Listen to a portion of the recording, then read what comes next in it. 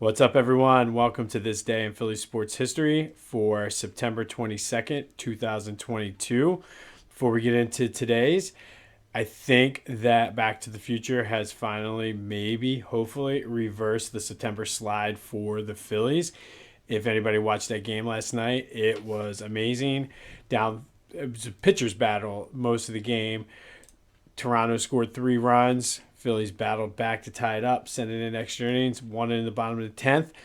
They still maintain a 2.5 game lead over the Brewers for that final wild card spot, which, due to the tiebreakers, is essentially, I guess, a 3.5 game lead because the Phillies do have the tiebreaker over them, which is good.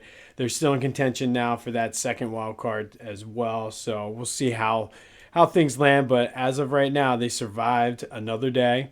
We have a tough series against the Braves coming up, 4 games, the last 4 home games of the year. The Braves have already clinched the playoff spot, but they're still battling with the Mets for the division title, so it's not like they're going to roll over and just let the Phillies win. But hopefully this win last night gave them some confidence, and through the work of the Back to the Future podcast, hopefully we have single-handedly turned around. So if you haven't listened, liked, or subscribed, go listen wherever you find your podcast. Don't be responsible for the Phillies not making the playoffs. With that being said, this day in Philly sports history, we're going to go all the way back to 1949. The Eagles opened the season against the New York Bulldogs, a team that doesn't really exist today, but in a weird roundabout way can trace its ties to the Indianapolis Colts. Long, convoluted history on that. Not necessarily the precursor to the Colts, but somehow, some way, through the lineage and the way it goes, they can trace their ancestors, I guess, back to the New York Bulldogs. Anyway, the Eagles opened up the 1949 season as the defending champs. They had won the title in 1948. They opened with a 7-0 win. Despite only scoring 7 points in that game, they did lead the league in scoring that year. They would go on to win their second straight NFL title. So it definitely went back-to-back in 48 and 49. And listen, we only have 4 titles in the history of the team.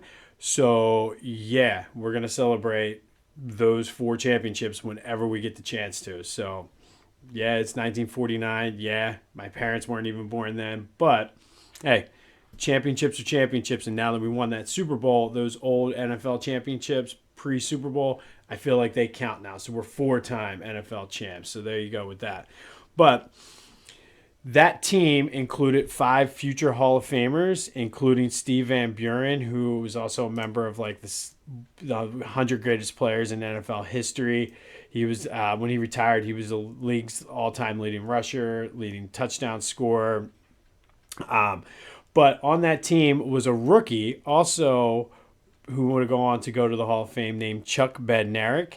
You might know him better from the 1960 championship, one of the 4 we have, for his hit to end the game on Frank Gifford, who might be better known as Kathy Lee's husband, but I digress. But he was the big catalyst for that 1960 team. So this day, Philly sports history, the Eagles beat the New York Bulldogs 7-0 to open up the 1949 season and to defend their championship. Really in on the Phillies. We need to take at least 2 of 4 from the Braves, if not 3 of 4. It's definitely going to be an uphill battle, but let's go Phils. Go have yourselves a Thursday, and until next time, I'll see you when I see you.